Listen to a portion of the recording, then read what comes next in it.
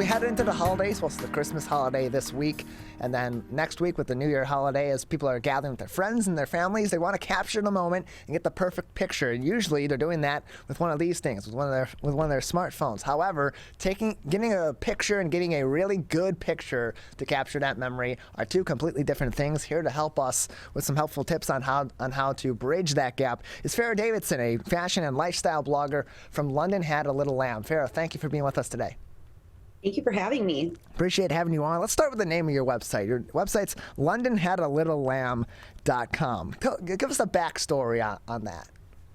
Yeah, absolutely. So I started London Had a Little Lamb when my oldest daughter, London, was only 10 months old. So it just started as a way for us to share our favorite things, all of her fun outfits. And over time, it's become so much more than that. It's become more of a family blog. We share fashion tips, mommy hacks, and all of life's little enjoyments, really. And our goal is to inspire women everywhere to be the very best version of themselves. We're joined by Farrah Davidson, lifestyle blogger from LondonHadALittleLamb.com, joining us on the MegaCast. So something on your website that knows a lot of great photos of you and your family with the holidays upon us. As I mentioned in the teaser before the interview, what are some of those keys that you would suggest to people in getting really good family photos, usually with their smartphone as they're taking them this holiday season? So there's tons of tips that I feel like I've mastered over the years. And one I would say is plan your outfits. So I really like to plan early and down to the very last detail. My kids are so used to photos. I'm always having my phone out, capturing all of our, awesome moments and all the fun that we're having. So they're really used to it. I think that's also a big one.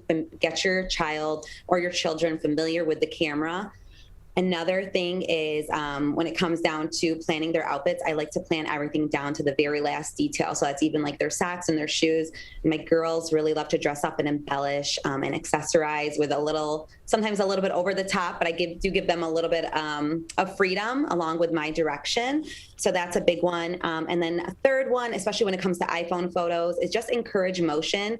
So photos in motion do really, really well. So that could be like, play Ring Around the Rosie, hold hands, let's put baby in the air, stuff like that. It really helps capture the lively expression on kids and families. So people are getting together at various times of the day on these holidays. Some families will celebrate during the middle of the day. Some will celebrate at night together. And when they get those pictures, they often like the place that people like to set those pictures is often right in front of the tree. The problem is that the trees are usually in a prominent place in their home. They're on display for those that may be looking inward from outside. And so they're in front of a window. If it's during the day, between the tree lights and all the garnishes on the tree and the light from outside, that can really affect the way you're taking your pictures. What tips do you have for people that don't have, of course, advanced lighting equipment like we would have here in a TV studio or in a photography studio to be able to capture that moment in that setting that's ideal for them without having a picture that turns out with a bunch of dark faces and a blown out background?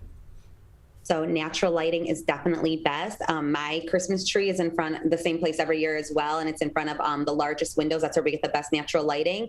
Definitely when you're using your phone, you want to face the window. So I would definitely take that into consideration when I'm placing my Christmas tree or my holiday decor in my home, if you're going to be taking your Christmas photos inside. If not, then some cool places would be to like downtown. Various cities have a ton of lights and decor, or a tree farm, something of that sort. But definitely, if you're going to be taking your Christmas photos or your holiday photos at home, I would definitely reposition the tree or another focal area of design to get the best photos. We're joined by Farrah Davidson. She is a fashion and lifestyle blogger from LondonHadALittleLamb.com. Again, that's LondonHadALittleLamb.com. And so when people are taking photos too, especially individual photos, if they're taking selfies with a friend or a family member, a couple of people, a lot of people like to use different social media apps like Instagram or Snapchat in order to use their filters. What suggestions do you have for them this holiday season in terms of getting good photos while incorporating those filters in a way that is artful and presentable, but isn't kind of overdoing things or making your pictures frankly look ridiculous? So I think starting with the natural lighting is the best way to get the most awesome photos, especially for the gram. If you're going to be using filters, I would try out a couple beforehand and find one that you think suits your skin tone well, and the area that you're going to be in. If you want to go take it up a notch and be a little bit more professional, you can start looking into presets, which you can use in Lightroom or Lightroom Mobile if you're going to be using your phone for the most part. And that just helps you get a more aesthetic feed and just makes everything flow really well. You can pick a couple different picture settings and you can apply that to all your photos and you get a really nice flow that way. So definitely there's a couple of different companies that have different presets that look amazing. So people want to get their entire family in a lot of these photos, or at least they want to capture memories for the young ones in their family. Make those memories early, capture them while the kids are young, and see them through the years. And same thing with pets. But often a problem with kids and with pets that's very similar is they have trouble staying still when you're trying to take these pictures. What suggestions do you have for families and for individuals who are trying to capture those moments to be able to do so smoothly without it becoming a frustration and a hassle and a shouting match, just to get that one single still of their kids and or their pets? Yeah, so I'm a mom of 4, so I think I've mastered this. I have a couple of different ideas. One is set the scene. So this year we went with a Polar Express theme for our holiday photos, and I brought out the train, and I had been collecting polar bears for some time. So I set everything up the night before, and I really set the Christmas magic. So when my kids came downstairs, they were so excited. It was something they had never seen before, and it just helped keep them engaged and intrigued. So set the scene, add some props. That's always really fun for little ones. Again, the encouraging interaction, holding hands, dancing. I like to also play Christmas music whenever we're doing photos. It just makes it a really lighthearted, very merry, very festive mood. And my kids tend to really enjoy that. Another thing is pack a survival kit. So I like to bribe my kids a lot. I mean, I think a lot of moms do, especially when you have more than one kid. So I'll always have M&Ms. I feel like those are really small, so they won't show up in your photos. But yeah, bribery works really well. I also like bring baby wipes in case, they get messy. But yeah, those are some of my favorite tips. We're joined by Farrah Davidson. She is a fashion and lifestyle blogger at londonhadalittle.com, joining us today on the MegaCast. And it's about making these photo shoots fun because A, you're going to get that focus that is often not there, especially from your kids, and you really can't really use that as an incentive for your pets. They're going to do what they're going to do, but especially for your kids to capture that attention. But also, it's better. You get better quality photos if you're capturing moments that are natural and that are legitimate moments and not so much staged, where you can often end up with photos instead that are more blocky and kind of robotic and don't quite look as special as they do when you're having fun and kind of just capturing a moment, correct?